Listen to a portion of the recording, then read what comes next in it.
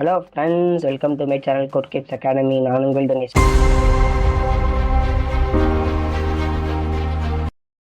இந்த வீடியோவில் நம்ம எதை பற்றி பார்க்க போகிறோம் அப்படின்னா ஆஷிங்னா என்ன, அது எங்கெல்லாம் யூஸ் பண்ணுறாங்க, அது எதுக்காக இன்ட்ரடியூஸ் பண்ணுறாங்க அப்படிங்கிறத பற்றின ஒரு டீட்டெயிலான இன்ஃபர்மேஷன் தான் பார்க்க போகிறோம்.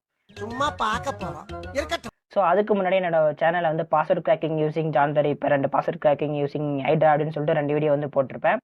ஸோ அந்த 2 வீடியோலையுமே நான் ஒரு சம் சார்ட் ஆஃப் ஃபைல் இருந்தோ ஆரல்ஸ் ஒரு டெக்ஸ்ட் இன்ஃபர்மேஷனில் இருந்தோ ஒரு ஆஷ் வேல்யூ எடுத்துட்டு அதுக்கப்புறமா அந்த ஆஷ் வேல்யூவை தான் நான் கிராக் பண்ண ட்ரை பண்ணியிருப்பேன். ஓகேவா? ஸோ இந்த 2 வீடியோ பார்த்தாலே உங்களுக்கு ஒரு ஒரு என்ன இன்னைக்கு ரொம்ப ஜாம் ஆகுது. ஒரு இன்ஃபர்மேஷன் கிடைக்காது. என்னன்னா பாஸ்வேர்ட் கிராக்கிங்கில் கன்ஃபார்மாக ஆஷிங் அப்படிங்கிறது இன்ட்ரடியூஸ் ஆயிருக்கு. ஆஷிங் அப்படிங்கிறத பற்றி நம்ம டீட்டெயிலில் தெரிஞ்சுக்கணும். ஓகேவா?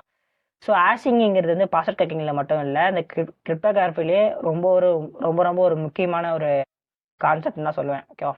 ஸோ நீங்கள் எதுக்குமே கவலைப்படாதீங்க. ஆஷிங் அப்படிங்கிறது என்ன அப்படிங்கிறத பற்றி நம்ம டீட்டெயிலாக இந்த வீடியோவில் பார்க்க போகிறோம். ஃபர்ஸ்ட், ஆஷிங்னா என்ன? Hashing is the process of scrambling a piece of information or data behind recognition. They are designed to be irreversible. We pass the input through a hash function to calculate the hash value or digest. என்னங்க எனக்கு ஒண்ணுமே புரியல. அதுதானப்பா எனக்கும் புரியல. So இந்த டெஃபினேஷனை பார்த்த உடனே உங்களுக்கு ஒரு பேசிக்கான இன்ஃபர்மேஷன் கிடைச்சிருக்குன்னு நான் நினைக்கிறேன். ஓகேவா?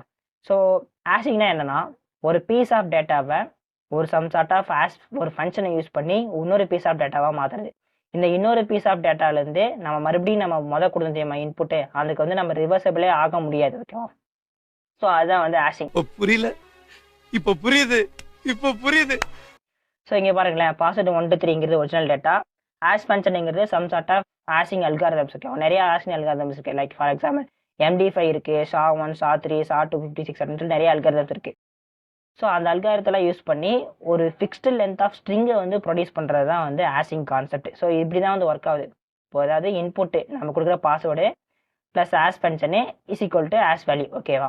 ஸோ இப்போ ஆஷிங்னா என்னங்க அப்படிங்கிறத பற்றின ஒரு டீட்டெயிலான இன்ஃபர்மேஷன் தெரிஞ்சிருக்குன்னு நினைக்கிறேன். ஸோ அதுக்கு முன்னாடி ஆஷிங்னா எதுக்கு, ஆஷிங்கை ஃபஸ்ட் நாங்கள் எதுக்கு போகிற கற்றுக்கணும் அப்படின்னு கேட்டிங்கன்னா ஸோ அதுக்கு தான் இப்போ வர போகிறேன். So why hashing. So first சிஸ்டம்லாம் கண்டுபிடிக்கும் போது பாஸ்வேர்டை ஸ்டோர் பண்ணணும்ல. ஃபார் எக்ஸாம்பிளுக்கு என்னோட சிஸ்டத்துலேயே, அதாவது இந்த கால் சிஸ்டத்துலேயே பாஸ்வேர்டு ஒரு இடத்துல ஸ்டோர் பண்ணியிருப்பாங்க. அதே மாதிரி நிறைய வெப்சைட்லலாம் சைன் அப் பண்ண சொல்லும் போது பாஸ்வேர்டு கேட்டு அந்த பாஸ்வேர்டெலாம் அவங்க ஸ்டோர் பண்ணுவாங்க. ஸோ அந்த இடத்துலலாம் பாஸ்வேர்டை ஸ்டோர் பண்ணும்போது 3 வேல பண்ணோம். ஃபர்ஸ்ட் என்ன பண்ணிட்டு இருந்தாங்கன்னா பிளைன் டெக்ஸ்ட்ல தான் பண்ணிட்டு இருந்தாங்க. நம்ம கிட்ட இருந்து பாஸ்வேர்டு வாங்குவாங்க, அவங்க டேட்டா பேஸ்ல ஜஸ்ட் பிளைன் டெக்ஸ்டா பாஸ்வேர்டு என்னவோ அப்படியே அவங்க சேவ் பண்ணி வச்சிருவாங்க. ஸோ இந்த இடத்துல என்ன பிரச்சனை நடக்குது அப்படின்னா எந்த ஒரு ஹேக்கராலையும் ஈஸியாக அது ஈஸியாக ரிட்ரைவ் பண்ண முடியுது. ஓகேவா? ஒருவேளை அந்த சிஸ்டமே வளரபிளாக இருந்ததுன்னா அப்படின்னா பிளைன் டெக்ஸ்ட் பாஸ்வேர்டு ஈஸியாக அவங்க எடுத்து ஜஸ்ட் லாகின் பண்ணிட்டு உங்களோட இன்ஃபர்மேஷன் தான் எடுத்துட்டு போயிட்டே இருப்பாங்க. ஓகேவா? ஸோ அதே மாதிரி தான் இந்த மாதிரி சிஸ்டத்துலையும் ஒருவேளை நான் அப்படியே லாகின் பண்ணி வச்சு, அதாவது என்னோட சிஸ்டத்தில் ஓப்பன் பண்ணி வச்சுட்டு போறேன்னு வச்சுக்கோங்களேன். ஸோ யாராவது ஒருத்தன் ஏதோ ஒரு பேட் ஹேக்கர் ஈஸியாக என்னோட சிஸ்டத்தில் எந்த இடத்துல பாஸ்வேர்டு ஸ்டோர் ஆயிருக்குன்னு அவனுக்கே தெரியும். ஸோ அதை ஈஸியாக லாகின் பண்ணிட்டு போயிட்டு இருப்பான். அந்த டிஸ்அட்வான்டேஜை ஓவர் கம் பண்ணுறதுக்கு தான் என்கிரிப்ட் அப்படின்னு சொல்லிட்டு கொண்டு வந்தாங்க. இது எப்படின்னா நம்ம சைன் அப் பண்ணும்போது அந்த பாஸ்வேர்டை வாங்கிட்டு அதை ஒரு சம் சார்ட் ஆஃப் என்கிரிப்ஷன் அல்காரத்தை யூஸ் பண்ணி என்கிரிப்ட் பண்ணி அதுக்கப்புறமா ஸ்டோர் பண்ணாங்க. ஓகேவா? நம்ம மறுபடியும் லாகின் பண்ணோம் அப்படின்னா நம்ம மறுபடியும் அந்த பாஸ்வேர்டை இன்புட்டாக வாங்கி அதை பாஸ்வேர்டை டீக்ரிப்ட் பண்ணி அதை கம்பேர் பண்ணுவாங்க. ஸோ அப்படிதான் என்கிரிப்ஷனும் ஒர்க் ஆச்சு. ஸோ இந்த என்கிரிப்டில் என்ன ப்ரோ டிஸ்அட்வான்டேஜ் அப்படின்னு கேட்டிங்கன்னா எந்த ஒரு வேல்யூமே என்கிரிப்ட் பண்ணால் ஒரு கீ வேல்யூ வேணும். ஓகேவா? ஸோ அந்த கீ வேல்யூ நம்ம சர்வரில் தான் ஸ்டோர் பண்ணுற மாதிரி இருக்கும். ஸோ அந்த இடத்துல ஒருவேளை அந்த சிஸ்டமோ சர்வரோ ஆக்ட் பண்ணப்பட்டுச்சு அப்படின்னா டீக்ரிப்ஷன் கீயும் கண்டிப்பாக அங்கே தான் இருக்க போகுது. ஓகேவா? ஸோ அதனால் என்ன பண்ணுவாங்க, ஹேக்கர்ஸ்லாம் ஈஸியாக டீக்ரிப்ஷன் கீயை எடுத்துகிட்டு அந்த என்கிரிப்டட் வேல்யூ அந்த டீக்ரிப்ஷன் கீ யூஸ் பண்ணி ஈஸியாக டீக்ரிப்ட் பண்ணிட்டு நம்ம பாஸ்வேர்ட்லாம் பார்த்துட்டு லாகின் பண்ணிட்டு போயிட்டு இருப்பாங்க. ஸோ இதுவுமே ஒரு அட்வைசபிளான மெத்தட் கிடையாது. ஓகேவா? ஸோ மூணாவதாக வந்தது ஆஸ்ட் வேல்யூ. ஆஸ்ட் வேல்யூ நான் ஏற்கனவே சொன்ன மாதிரி ரிவர்சபிளே பண்ண முடியாது. ஓகேவா? என்னதான் நீங்கள் பண்ணாலுமே அது ரிவர்சபிளே பண்ண முடியாது. இப்போ இருக்கிற கம்ப்யூட்டர் ரிசோர்ஸை யூஸ் பண்ணி ஒரு சில அல்காரிதத்தை ரிவர்சபிள் பண்ண முடியலாம். ஆனால் இட்ஸ் ரேர். ஓகேவா? ஸோ இந்த ஆஷிங்கில் என்ன ஒரு அட்வான்டேஜ் அப்படின்னா ரிவர்சபிள் பண்ண முடியாது. அதே மாதிரி வெப்சைட் ஓனர்ஸுமே உங்களோட பாஸ்வேர்டு ஈஸியாக ரீட் பண்ண முடியாது. ஒருவேளை ஒரு ஹேக்கரே உங்களோட ஒட்டுமொத்த சிஸ்டத்தையும் ஆக்ட் பண்ணாலுமே உங்களோட பாஸ்வேர்டு என்ன உங்களுக்கு தெரியாது. ஏன்னா அது ஆஷ் வேல்யூ தான் இருக்கும். ஓகேவா? ஸோ நீங்கள் அப்படி சொல்கிறீங்களே ப்ரோ, எப்படி ப்ரோ இந்த பாஸ்வேர்ட்லாம் ஸ்டோர் ஆயிருக்கு அப்படின்னு காட்டுங்கன்னு சொன்னீங்கன்னா, ஸோ இதான் என்னோட ETC/பாஸ்வேர்டு, அதாவது ஷேடோ ஃபைல். ஓகேவா? ஸோ நீங்கள் பார்த்தீங்கன்னா இதுதான் வந்து ஹேஷ் வேல்யூ. ஸோ இது என்னன்னா இதை எடுத்து நீங்கள் கிராக் பண்ணீங்கன்னா என்னோட பாஸ்வேர்டு வந்து கிடைச்சிடும். அதே மாதிரி இங்கே இருக்குது பாருங்க. ஸோ இதுதான் வந்து என்னோட ஹேஷ் வேல்யூ, இதுதான் என்னோட ஹேஷ் வேல்யூ. இதை நீங்கள் எடுத்து ஈஸியாக கிராக் பண்ணீங்கன்னா தான் வந்து என்னோட பாஸ்வேர்டு வந்து கிடைக்கும். ஓகேவா? ஸோ இப்படி தான் வந்து பாஸ்வேர்டில் வந்து ஸ்டோர் ஆகிட்டு இருந்தது. ஓகேவா? ஃபஸ்ட்டு வந்து எப்படின்னா டெக்ஸ்ட்டாக ஸ்டோர் ஆகிட்டு இருந்தது. அதுக்கப்புறம் வந்து என்கிரிப்டட் வேலையில் வந்து ஸ்டோர் ஆகிட்டு இருந்தது. அப்புறம் வந்து இப்போலாம் வந்து ஹேஷ்ட் வேலையாக தான் ஸ்டோர் ஆயிருக்கு. ஓகேவா? ஸோ ஹேஷ்ட் வேலையாக ஸ்டோர் இருக்கும்போது எப்படி நடக்கும் அப்படின்றத ஒரு எக்ஸாம்பிளில் சொல்கிறேன். ஸோ ஓகே, ஃபஸ்ட்டு நீங்கள் ஒரு லாகின் பேஜில் வந்து அதாவது ஏதோ ஒரு வெப்சைட் வந்து ஒரு லாகின் பேஜ் வந்து நீங்கள் லாகின் பண்ணுறீங்க, யூசர் நேம் அண்ட் பாஸ்வேர்ட் போட்டு லாகின் பண்ணுறீங்க அப்படின்னா வந்து அந்த பாஸ்வேர்டோட வேல்யூ வந்து ஒரு சர்வர் சைடு வந்து டேட்டா பேஸில் தான் ஸ்டோர் ஆயிருக்கும். ஓகேவா? பிளைன் டெக்ஸ்ட்டாக ஸ்டோர் ஆயிருக்கும் இப்போதைக்கு. அதுக்கப்புறமா அவங்க என்ன பண்ணாங்கன்னா அந்த பிளைன் டெக்ஸ்ட்டை சம் சார்ட் ஆஃப் ஒரு ஆஸ் ஃபங்க்ஷனோ ஆஸ் அல்காரித்தோ யூஸ் பண்ணி ஒரு ஆஸ்ட் வேல்யூவை வந்து கன்வெர்ட் பண்ணி வச்சுப்பாங்க, ஸ்டோர் பண்ணி வச்சுப்பாங்க. ஸோ இப்போ எப்படி வந்து சிஸ்டமில் வந்து ஸ்டோர் ஆயிருக்கும், அதாவது டேட்டா பேஸில் வந்து ஸ்டோர் இருக்கு அப்படின்னா வந்து நீங்கள் யூசர் நேம் அதுக்கு நேராக வந்து உங்களோட பாஸ்வேர்டோட ஹேஷ் வேல்யூ. ஓகேவா?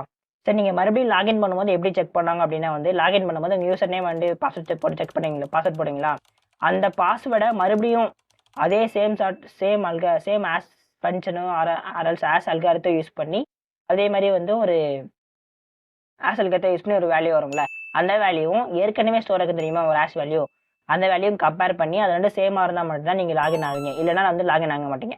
ஸோ இப்படி தான் வந்து ஹேஷிங்கில் வந்து ஒர்க் ஆகும். ஓகேவா? ஸோ இது மூலிமா என்னென்னா வந்து இந்த ஹேஷ்டு பாஸ்வேர்டை வந்து யாராலையுமே வந்து பார்க்கவும் முடியாது. அதாவது உங்களோட ஒரு ரியல் பாஸ்வேர்டை வந்து யாராலையுமே பார்க்க முடியாது, ஹேஷ் வேல்யூ மட்டும் தான் இருக்கும். ஓகேவா?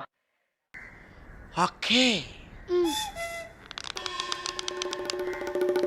ஸோ இதான் வந்து ஹேஷிங்கில் வந்து ஒரு அட்வான்டேஜாக இருந்தது. ஓகேவா? ஸோ இப்படி தான் வந்து ஹேஷிங்லாம் வந்து ஒர்க் ஆகுது. ஸோ இந்த மாதிரி தான் இருந்தது. ஸோ நீங்கள் ஒரு இப்போ வந்து இப்ப நான் என்ன உங்கள்கிட்ட சொல்றது, நல்லா யோசிச்சு பார்த்தீங்கன்னா ஒரு கேள்வி வந்து உங்களுக்கு வரும். ஸோ ஒருவேளை ப்ரோ டிஃப்ரெண்ட் யூசர் வந்து சேம் பாஸ்வேர்ட் வச்சுன்னா என்ன ப்ரோ பண்ணுறது அப்படின்னு கேட்டிங்கன்னா, ஸோ அங்கே தான் கொண்டு வந்தாங்க வந்து சால்ட்டிங் அப்படின்னு சொல்லிட்டு. Salting is the process of adding a random keyword to the end of the input. The random keyword added is a call salt value அல்ல சால்ட் அப்படின்னு சொல்லுவாங்க. The salt is unique for each user. The database helpful for hash collision. என்னங்க எனக்கு ஒண்ணுமே புரியல. அதுதானப்பா எனக்கும் புரியல. Hash collision என்ன தெரியுமா? அதாவது ஒரு டிஃப்ரெண்ட் டைப் ஆஃப் யூசர்ஸ் வந்து சேம் பாஸ்வேர்ட் யூஸ் பண்ணாங்கன்னா அந்த இடத்துல தான் வந்து ஹேஷ் கொலிஷன் வந்து நடக்கும். ஸோ அதை வந்து ஓவர் கம் பண்ணுறதுக்கு அந்த சால்ட்டிங் அப்படிங்கிற கான்செப்ட் வந்து கொண்டு வந்தாங்க. சால்ட்டிங்னா ஒன்றும் இல்லை, ஒவ்வொரு பாஸ்வேர்டுக்குமே வந்து லாஸ்ட்டில் வந்து ஒரு டிஃப்ரெண்ட் செட் ஆஃப் கேரக்டர்ஸை வந்து ஆட் பண்ணி அதுக்கப்புறமா வந்து அதை வந்து ஹேஷ் பண்ணுறது, அதுதான் வந்து சால்ட்டிங். ஸோ இப்போ ஃபார் எக்ஸாம்பிளுக்கு இதை பாருங்களேன். யூசர் ஏவோட பாஸ்வேர்டு வந்து இப்படி இருக்குன்னு வச்சுக்கோங்களேன், பாஸ்வேர்டு 123. யூசர் ஏவோட சால்ட் வேல்யூ வந்து சால்ட் ஏ அப்படின்னு இருக்குங்க. இதோட ஹேஷ் வேல்யூ வந்து ஒரு மாதிரி இப்படி வரும். அதே மாதிரி யூசர் பியோட பாஸ்வேர்டும் பாஸ்வேர்டு 123 தான். ஆனால் சால்ட் வேல்யூ வந்து டிஃப்ரெண்டாக இருக்குது. இங்கே சால்ட் ஏன்னு இருக்குது, சால்ட் பின்னு இருக்குது. ஸோ அதனால் இந்த ஹேஷ் வேல்யூவும் சேமாகவே இல்லை. ஸோ அதுதான் வந்து சால்ட்டிங் கான்செப்ட். ஸோ இங்கே கூட இங்கே பாருங்கள், ஆப்பிள் இருக்குது, ஆப்பிள் YRTZT அப்படிங்கிறது வந்து சால்ட் வேல்யூ. ஓகேவா? ஸோ இந்த ரெண்டுத்தையும் சால்ட் வேல்யூ கம்பைன் பண்ணி அதுக்கப்புறம் தான் வந்து ஹேஷ் வேல்யூ வந்து வரப்போகுது. ஓகேவா? ஸோ இப்படி பண்ணுறதுனால ஒரு வேளை வந்து டிஃப்ரெண்ட் யூசர்ஸ் வந்து சேம் பாஸ்வேர்ட் யூஸ் பண்ணாலுமே அவங்களோட ஹேஷ் வேல்யூ வந்து டிஃப்ரெண்ட்டாக இருக்கும். ஏன்னா வந்து நம்ம சால்ட்டை ஆட் பண்ணுறோம் தெரியுமா, அது வந்து ரொம்பவே டிஃப்ரெண்ட்டாக இருக்கும். ஓகே, ஒவ்வொரு யூசருக்கும். ஸோ இதுதான் வந்து பாஸ்வேர்டு சால்ட்டிங்காக இருந்தது. புரியல, இப்போ புரியுது. ஸோ இதில் என்ன ஒரு டிஸ்அட்வான்டேஜ் அப்படின்னா வந்து இந்த சால்ட்டிங் வேல்யூ தெரியுமா, சால்ட் ஆட் பண்ணுறது, அதையுமே வந்து நம்ம டேட்டா பேஸில் வந்து ஸ்டோர் பண்ணுற மாதிரி இருக்குது. ஏன்னா வந்து நம்ம அப்போ தான் வந்து நம்ம லாகின் பண்ணும்போது வந்து நம்மளால் வந்து கம்பேர் பண்ணுறதுக்கு வந்து ஈஸியாக இருக்கும். ஓகேவா? ஸோ அதனால் வந்து இதுவுமே ஒரு என்ன சொல்கிறதுனா அட்வைசபிள் வே கிடையாது. ஓகேவா? ஏன்னா வந்து அந்த சால்ட் வேல்யூ அங்கே தான் இருக்க போது, அந்த ஹேஷ் வேல்யூ அங்கே தான், அந்த பாஸ்வேர்ட் வேல்யூ ஹேஷ்டு பாஸ்வேர்டு அங்கே தான் இருக்க போது. அப்படின்னா ஈஸியாக வந்து ஹேக்கரால் வந்து சால்ட் வேல்யூ கண்டுபிடிச்சிட்டு ஈஸியாக அவங்களால வந்து உங்களோட பாஸ்வேர்ட் வந்து எடுத்துக்க முடியும். ஸோ இந்த ஒரு கான்செப்ட்டுமே, இந்த ஒரு சால்ட்டிங் அப்படிங்கிறது வந்துமே ஒரு டிஸ்அட்வான்டேஜாக இருந்தது. ஸோ அதுக்கப்புறம் தான் ஒன்று வந்தாங்க பெப்பரிங் கான்செப்ட்னு சொல்லிட்டு. ஸோ பெப்பரிங்னா என்னன்னா வந்து நம்ம சால்ட்டிங் என்ன பண்ணோம்னா ஒவ்வொரு பாஸ்வேர்டுக்கு பேக்லேயும் வந்து டிஃப்ரெண்ட் டைப் ஆஃப் ஸ்ட்ரிங் இன்ஃபர்மேஷனை வந்து ஆட் பண்ணிட்டு இருந்தோம். ஆனால் வந்து பெப்பரிங்கில் வந்து அப்படி கிடையாது. Same sort of text information, அதாவது சேம் இன்ஃபர்மேஷனை வந்து ஆட் பண்ண போகிறோம். ரேன் 123 அதுதான் வந்து பெப்பரிங் கான்செப்ட். ஸோ இதில் என்ன ப்ரோ அட்வான்டேஜ் அப்படின்னு கேட்டிங்கன்னா, நமக்கு தான் தெரியுமே எல்லாத்துலேயுமே வந்து ரேன் 123 ஆட் ஆக போகுது. ஓகேவா? ஸோ நம்ம யூசர்ட்டு இருந்து பாஸ்வேர்டை வாங்கிட்டு அதில் ரேன் 123 ஆட் பண்ணிட்டு ஹேஷ் வேல்யூ வந்து போகிறோம். அதே மாதிரி தான் எல்லாத்துக்கும் ஆக போகிறோம். ஸோ இதில் என்னென்னா வந்து இந்த ரேன் 123 அப்படிங்கிற வந்து ஒரு டெக்ஸ்ட்டை வந்து நம்ம சர்வர் வந்து எந்த இடத்துலையும் ஸ்டோர் பண்ணணும் அப்படிங்கிற அவசியமே கிடையாது. ஓகேவா? ஸோ இதுதான் வந்து இந்த பெப்பரிங்கோட ஒரு அட்வான்டேஜ். ஓகேவா? ஸோ எப்பயுமே வந்து இந்த சார்ட் ஆஃப் சர்வர்லையுமே வந்து பாஸ்வேர்டை வந்து இந்த சால்ட் அண்ட் பெப்பரிங்கோட காம்பினேஷன் தான் வந்து ஸ்டோர் பண்ணியிருப்பாங்க. ஓகேவா? ஓகே. ஸோ இது வந்து சால்ட்டிங்கோடது. அதே மாதிரி இது வந்து பெப்பரிங்கோடது. ஓகேவா? யூசரையோட பாஸ்வேர்டு வந்து பாஸ்வேர்டு 1 இருக்கு. பெப்பர் அப்படிங்கிறது சீக்ரெட் பெப்பர். ஓகேவா? இதோட ஹேஷ் வேல்யூ வந்து ஒரு மாதிரி டிஃப்ரெண்டாக இருக்கும். அதே மாதிரி வந்து யூசர் பியோட பாஸ்வேர்டு அதே சேமாக இருக்குன்னு வச்சுக்கோங்களேன். பெப்பர் வேல்யூ வந்து சேமாக தான் இருக்கும். ஆனால் வந்து ப்ரொடியூஸ் பண்ணுற ஹேஷ் வேல்யூ வந்து டிஃப்ரெண்டாக இருக்கும். ஓகேவா? ஸோ எப்பயுமே வந்து ஒரு யூசரோட ஒரு சர்வரில் வந்து பாஸ்வேர்டை ஸ்டோர் பண்ணும்போது இந்த சால்ட்டிங் அண்ட் பெப்பரிங் வந்து பண்ணிட்டு தான் வந்து அதுக்கப்புறம் தான் வந்து ஹேஷ் வேல்யூவாக வந்து ஸ்டோரே பண்ணி வச்சிருப்பாங்க. ஓகேவா? நீங்கள் ஒரு ஹேக்கராக இருந்து ஒரு சர்வர் இருந்து ஒரு ஹேஷ் வேல்யூ கிடைக்குது அப்படின்னாலும் அதை வந்து உங்களால் வந்து கிராக் பண்ணுறது வந்து ரொம்பவே கஷ்டமாக இருக்கணும் அப்படிங்கிறதுக்கோசரம் தான் வந்து அந்த மாதிரி சால்ட்டிங் அண்ட் பெப்பரிங் கான்செப்ட் யூஸ் பண்ணிட்டு அதுக்கப்புறமா வந்து ஸ்டோர் பண்ணியிருப்பாங்க. மறுபடியும் லாகின் பண்ணும் போதும் நீங்கள் என்டர் பண்ணுற பாஸ்வேர்டுக்கு வந்து சால்ட்டிங்கும் அண்டு பெப்பரிங் பண்ணிட்டு அதுக்கப்புறமா தான் வந்து பார்ப்பாங்க. ஓகேவா? ஸோ இதை வந்து ஜஸ்ட் நீங்கள் பார்த்தாலே உங்களுக்கு புரியும். பெப்பரிங் வந்து சீக்ரெட் பெப்பர் அப்படின்னு சொல்லிட்டு டெக்ஸ்ட் இன்ஃபர்மேஷன் இருக்கு. யூசரையோட சால்ட் வந்து சால்ட்டியே. ஸோ இதோட ஹேஷ் வேல்யூ வந்து டிஃப்ரெண்டாக இருக்கும். அதே மாதிரி பாஸ்வேர்ட் சேமாக இருக்குது இங்கேயும். ஆனால் சால்ட் வேல்யூ டிஃப்ரெண்டாக இருக்குது. ஆனால் பெப்பரோட வேல்யூ சேமாக இருக்குது. நீங்கள் பார்த்தீங்கன்னா அதே மாதிரி டிஃப்ரெண்டான ஒரு ஹேஷ் வேல்யூ வந்து கிடைக்கும். ஸோ இதுதான் வந்து சால்ட்டிங் அண்ட் பெப்பரிங் கான்செப்ட்.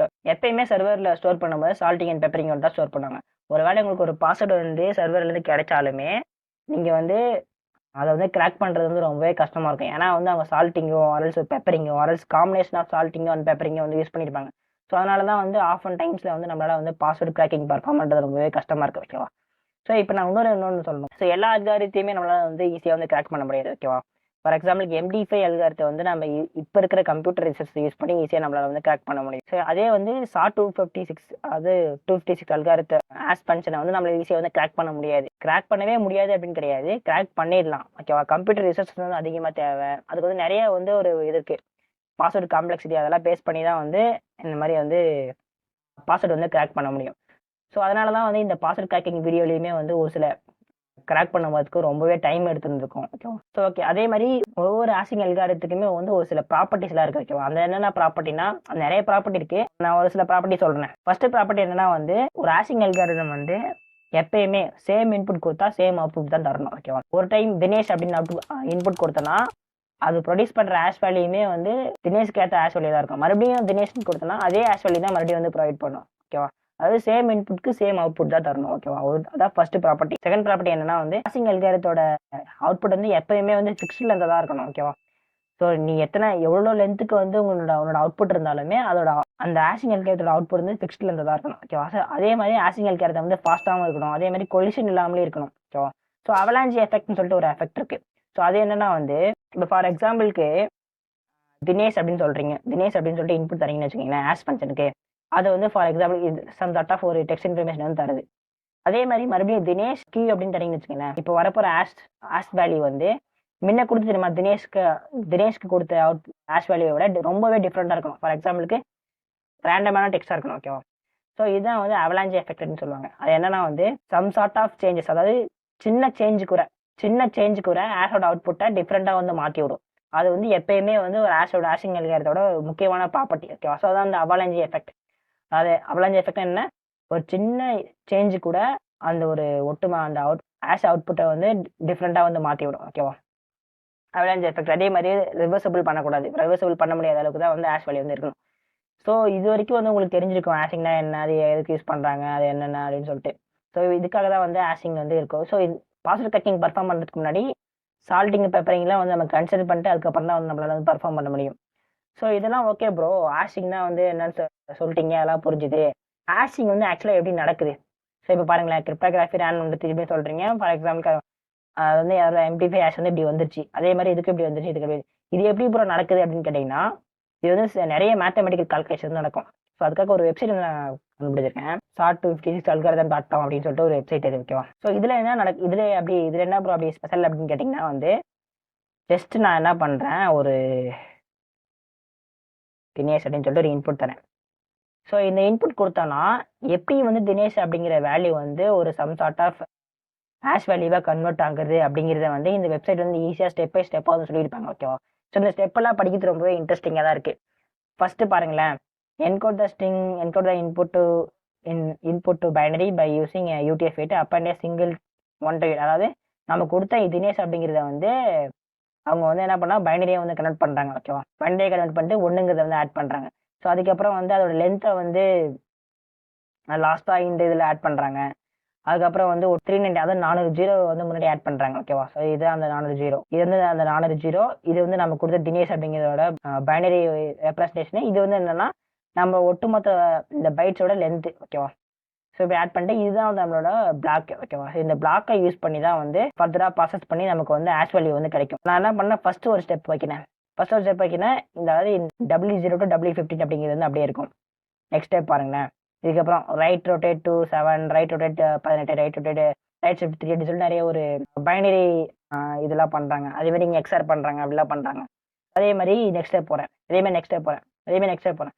இதே மாதிரி எல்லாத்துக்குமே வந்து பண்ணி ஒட்டுமொத்தமாக 64 இதை வந்து பிரிப்பாங்க. ஓகேவா, பிரிச்சு அதுக்கப்புறமா தான் நம்மளோட ஆஷ் வேல்யூ வந்து வரும். ஸோ நான் ஃபுல்லாக ரன் பண்ணி காட்டுறேன், அப்போ தான் உங்களுக்கு வந்து தெரியும். ஸோ ரன் ஆகிட்டு இருக்கு ஒட்டுமொத்த ப்ராசஸும்.